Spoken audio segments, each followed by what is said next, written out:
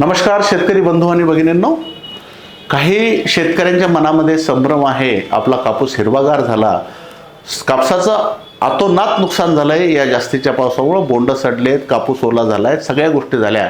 पण बऱ्याच ठिकाणी ज्या ठिकाणी जमिनीत अन्नद्रव्ये चांगले आहेत अशा ठिकाणी कापस परत हिरवे झालेत, परत नवीन पाते लागलेत आणि पूर्वीचे बोंड जरी सडले असेल तरी नवीन पाते, फुलं आणि बारीक बोंड सुद्धा दिसत आहेत। आणि अशा ठिकाणी मग कोरडवाहूच्या शेतकऱ्याला त्यातल्या त्यात मोठा प्रश्न आहे की आपण आता याचं काय करावं। तर अशा शेतकऱ्यांना जर खत देता आलं त्या कापसाला 20-20-013, 24-24-08 ते द्या किंवा ड्रेंचिंग करता आलं तर ते करा। आणि त्याच्यावर आता काय फवारा द्यावा असे अनेक प्रश्न मला कालच्या लाईव्हमध्ये आले। तर त्यासाठी तुम्ही ओडाची एक्स्ट्रा 30 मिली 30 ते 40 मिली आणि सोबत तुम्ही इमान घेऊ शकता 10 ग्रॅम बस, आणि एक बुरशीनाशक प्रोपिको किंवा सुखई घ्या।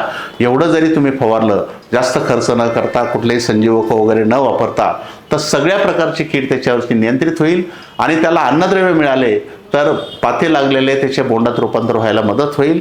पुन्हा 15 दिवसांना एखादा साधा सरेंडर किंवा पांढरा सुपर जरी फवारा घेतला तरी तो कापूस सुधारायला मदत होईल। या पद्धतीनं हिरव्यागार कापसाला तुम्ही त्याच्यापासून उत्पादन घेऊ शकता। धन्यवाद।